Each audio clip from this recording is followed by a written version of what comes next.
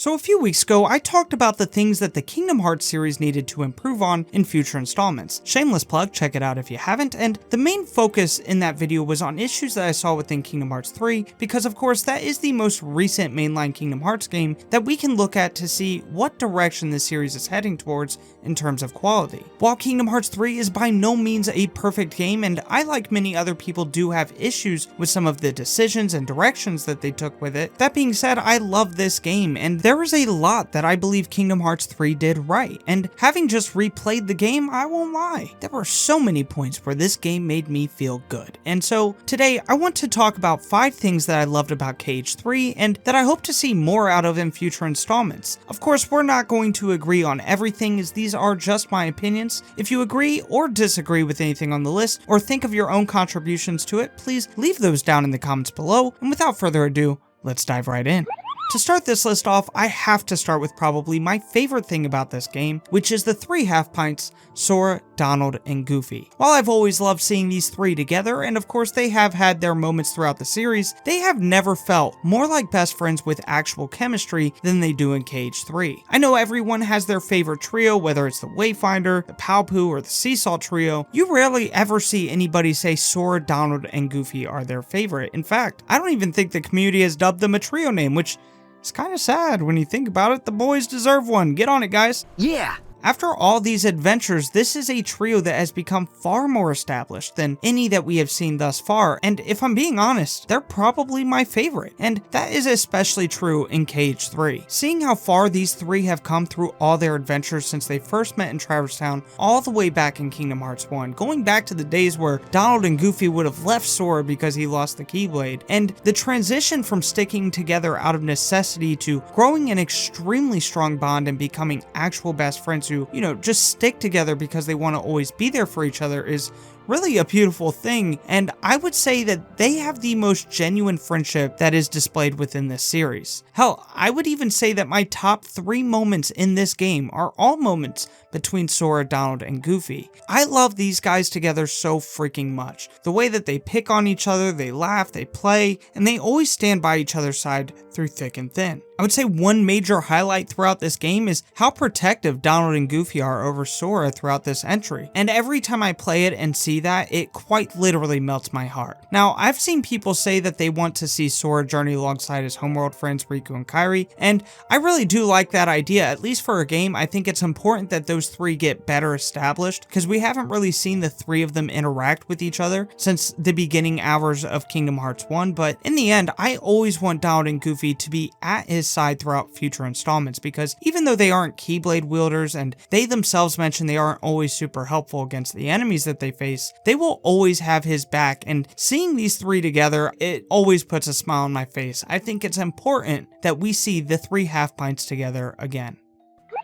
Now, this one is a polar opposite of one of my issues with KH3 that I went over in the video I referenced earlier. While I think that the original worlds were very underwhelming and got thrown under the bus in this game, the Disney worlds were all done phenomenally, and really make me excited for the types of worlds and environments that we can hope to see from future entries. Now, there are some nitpicks to be had, especially with Arendelle and the way it's structured, just being one massive snow mountain that you kind of just have to keep traveling up and down multiple times throughout the game. This world definitely should have included the actual kingdom of Arendelle, and I think that would have made a tremendous difference. But then looking towards worlds like the Caribbean, Kingdom of Corona, and San Francisco, it is clear how far along Kingdom Hearts games have come in terms of level design, and when looking at these new ones, it is really crazy to me to think back on some of the worlds we visited in the past, because I know that for me as a kid playing these games, I was always blown away by the worlds, and getting to explore Disney worlds in a way that felt so authentic and wonderful,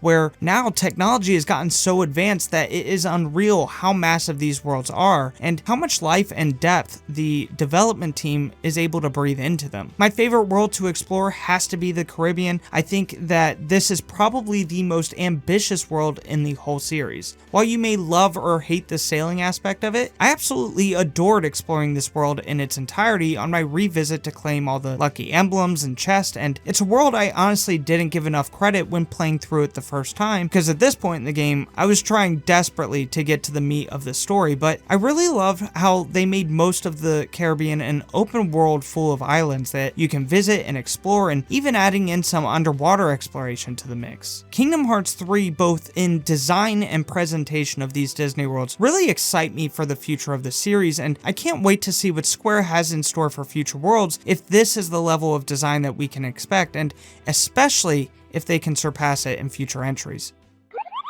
So this one is a bit of a hit and a miss. Let me explain. In past entries in the series, not always, but definitely most of the time, the movement of our characters looked very stiff, and there wasn't much in terms of emoting through dialogue, whether it was Disney characters or original characters. And it made cutscenes a bit of a bore to sit through because it never felt like these were real, actual breathing characters talking to each other. It is clear that Kingdom Hearts 3 made a point to try and remedy this. The way the characters move and act in this game, both in dialogue and then just throughout the game as you're playing it, is by far the best the series has to offer. The original characters emote in a way that is, I would say, very akin to something you would see in an anime, and the Disney characters all move and act authentically, most of the time as if pulled right out of the movies. Something that has always been attempted with the past Kingdom Hearts games, but KH3, I would say, really stepped that up in my opinion. The downside and the miss to this one is that there is still way too much of the static conversations where characters are just standing still and riffing off dialogue. The biggest downside to this point is the fact that when the characters do become static in their movement during cutscenes, because there are so many scenes where this isn't the case and the characters are animated so well, it almost becomes even more noticeable and annoying than in previous entries. Now, I went back and forth between whether or not I should even include this one on the list because it is so hit and miss and I had a few other options, but the reason I included it into this list of things that I loved is because when it was done right, it was amazing and I loved it. I felt like the characters feel so much more alive and you could get a much better idea of their personalities through the way that they moved and acted, and Square gave us a taste of what that looked like, and I really hope Square works towards really trying to make that a bit more consistent throughout future entries in the series.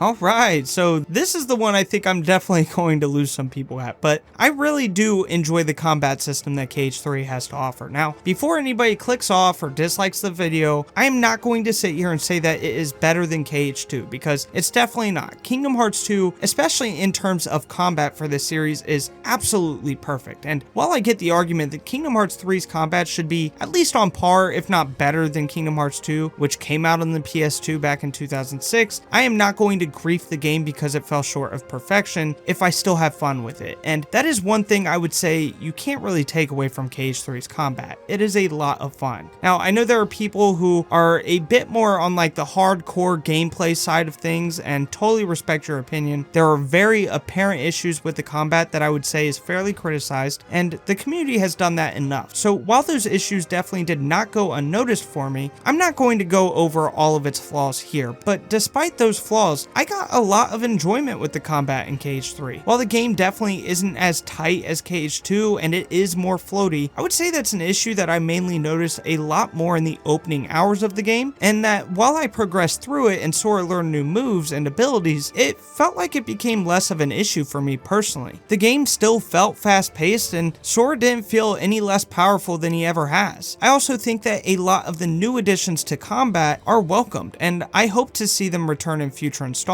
I really enjoyed the Keyblade transformations and what they brought to the game. Still kind of back and forth on whether or not I prefer those or drive forms, but I'm very excited to see that those are coming back in some way for Kingdom Hearts 4. My only hope is that they don't have any reskins in future titles and that each one in the game is unique. The ability to block in air was something that I still can't believe wasn't introduced into the series earlier, because it really does make a huge difference, and now anytime I go back to play older games, I'm constantly forgetting that it was new in KH3. Another new addition I really appreciated as well was being able to equip 3 separate Keyblades that you can swap to not only without use of the menu, but while in battle too. I actually found this really useful for a variety of different things throughout the game, and the only criticism I have for it, if you even want to call it that, is it would be nice if you could more smoothly transition the Keyblades mid-combo. While I definitely see the issues a lot of people have, and I would like to see future installments try to have a more refined and tighter gameplay akin to or better than Kingdom Hearts 2, I still love this aspect of Kingdom Hearts 3, and I had a lot of fun with the combat.